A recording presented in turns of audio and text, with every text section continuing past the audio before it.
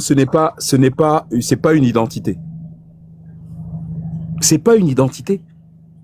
Islam n'est pas une identité. Chrétien n'est pas une identité. Juif n'est pas une identité. Les trois en Chine sont considérés comme des maladies mentales. Maladies mentales. Je vous donne un exemple. Un jour, j'ai donné, je crois que c'était un billet de 10 000 francs CFA à ma petite sœur. Elle a dit merci Jésus. Je lui ai arraché le billet de 10 000. Je lui ai dit va voir Jésus qui te donne ça. Elle était choquée. Je lui ai dit va chercher Jésus, il va te donner. Elle me dit pas merci à moi. Hein. Elle dit merci Jésus. C'est-à-dire que tout le travail que j'ai fait là, pour être capable de lui donner là, non, c'est Jésus qui a travaillé, qui a sué et tout. Je lui dis va le voir. En fait, c'est ça le problème. C'est-à-dire que les peuples qui ont créé ces religions ne touchent pas à ça. Ce sont des instruments de soumission. Et quand on vient en Afrique, si tu peux me remettre en grand, s'il te plaît. Si tu peux me remettre en grand. Quand on vient en Afrique, regardez sur cette image. Ces enfants sont prétendument musulmans, n'est-ce pas? On est en train de faire quoi là? Ce n'est même pas un arabe qui est en train de détruire leur cerveau.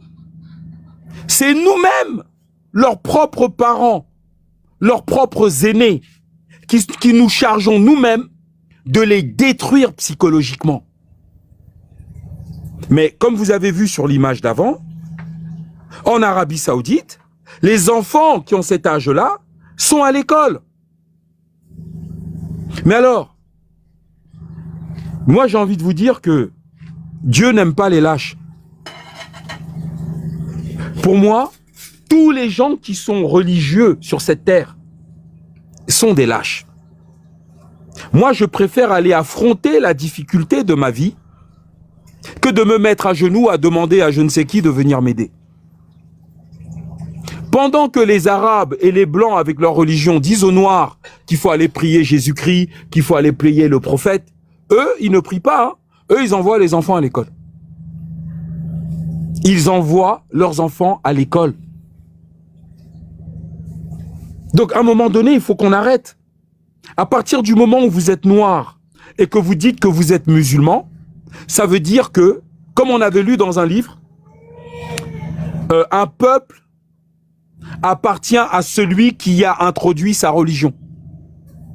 Je vous redonne la phrase. Si je cherche la page du livre, là, ça me prend trop de temps. Un peuple appartient à celui qui y a introduit sa religion. On est au milieu du 19e siècle.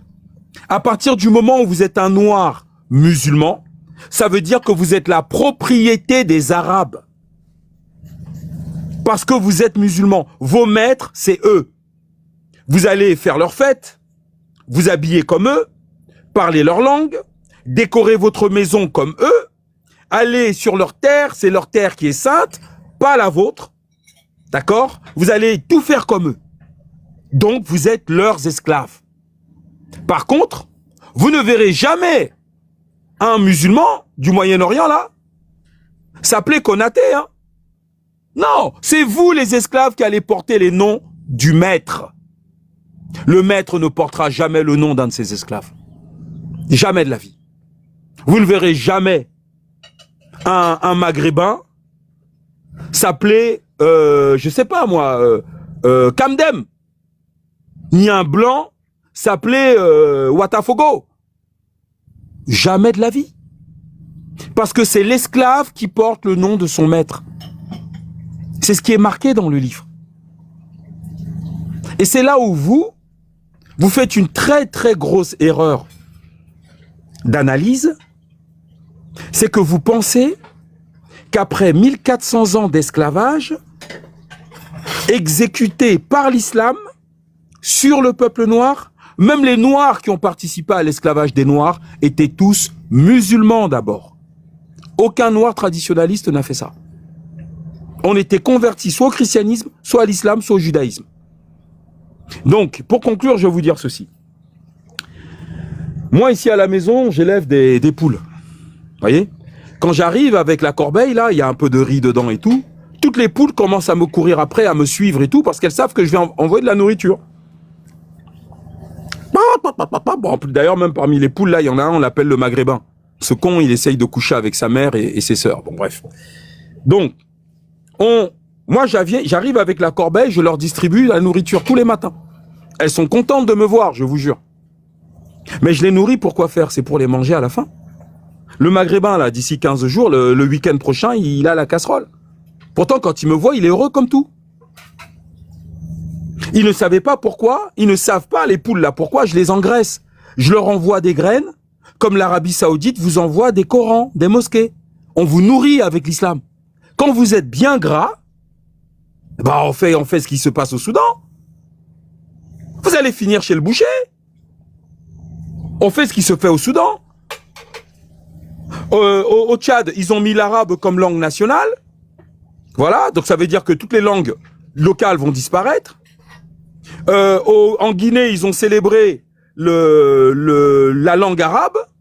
Voilà. On célèbre le maître. Ça veut dire que vous, en tant que peuple, en tant que culture, en tant qu'identité humaine, bien que vous soyez vivant, vous êtes déjà mort. À partir du moment où on tue notre culture, la suite, c'est nous qu'on va tuer. Pourquoi vous pensez que ces Arabes du Moyen-Orient financent gratuitement des mosquées? Moi, je donne gratuitement à manger aux poules tous les matins. Le terrain fait 10 hectares et pour aller chercher des criquets là-bas. Elle se pose pas la question de savoir pourquoi Fétiche nous nourrit. Il fait quoi de nous à la fin? Mais vous devriez vous poser la question. Pourquoi ces Arabes vous nourrissent d'islam? Pourquoi ces Blancs nous nourrissent de christianisme? Est-ce que ces gens-là accepteraient de porter un de nos noms? Donc ça veut dire que techniquement, nous sommes leurs esclaves. Eh oui, et comme en plus de ça, ils ont introduit dans vos cœurs la peur de la mort, de l'enfer. Mais l'enfer, là, quel arabe sur cette terre est déjà revenu du paradis ou de l'enfer? Personne. Et c'est comme ça qu'on nous trompe. Je veux dire, moi, je ne comprends pas. Un jour, je suis tombé, je vais conclure là-dessus, sur deux dames témoins de Jéhovah. La dame me dit, monsieur, moi j'allais à un rendez-vous et tout, costume, cravate, enfin bref. Et vraiment, j'étais à 5 minutes du truc. Oui, c'est pour le Seigneur, machin, etc. J'ai dit, attendez, moi j'ai pas le temps, je travaille, j'ai un rendez-vous dans 5 minutes. Elles insistent. Il y avait une blanche et une noire. Elles me disent, mais je leur dis, bon d'accord, je suis prêt à vous écouter à condition que vous répondez à ma question. Elle me dit, d'accord, on vous écoute. Moi je leur ai dit, imaginez que vous êtes devant 500 personnes. Et on vous demande d'expliquer ce qui se passe dans votre lit le soir, lorsque, après que vous ayez éteint la lumière, entre votre mari et vous-même, mesdames. Et là, la blanche, elle commence à devenir rouge. La noire, elle recule d'un pas. Elles me disent, mais monsieur, je suis désolé, ça c'est notre intimité, ça ne vous regarde pas. Je dis non, parce que les 500 personnes qui sont dans la salle, vous êtes devant des micros, veulent savoir tout dans le détail. Comment est-ce que vous parlez à votre mari? Quelle est la position que vous préférez? Où est-ce que vous voulez qu'il vous fasse des bisous et tout? La dame était choquée. Elle me dit, mais monsieur, je regrette, ma vie privée, ma vie conjugale ne regarde personne. Je dis, bah voilà. Alors pourquoi la relation que moi, fétiche de guerre, je peux avoir avec Dieu, vous regarde? Si vous refusez de parler de la relation intime que vous avez avec votre mari, d'accord, après que vous ayez éteint la lumière dans votre chambre, pourquoi est-ce que vous voudriez que je vous parle de ma relation intime avec le Créateur? Entre votre mari et Dieu, qui est le plus grand? Pourquoi vous acceptez de parler de Dieu en public et vous refusez de parler de votre intimité conjugale en public? Bah vous savez quoi? Bah je suis allé à mon rendez-vous, elles savaient pas quoi me dire. Donc je leur ai dit bon après-midi. C'est-à-dire que là, aujourd'hui, on vous demande, on vous dit, c'est comme si, Baldé, tu vois, il y avait une sorte de temple, de mosquée, on va appeler ça une mosquée, tu vois, où tous les jours on va, tu vois, on est entre hommes, on va là-bas, et on explique comme ça, là, un imam nous dit, bah voilà, votre femme, vous devez la prendre comme ça, vous devez lui parler comme ça, vous lui léchez les oreilles, vous l'embrassez dans le cou, vous machin. Personne n'irait.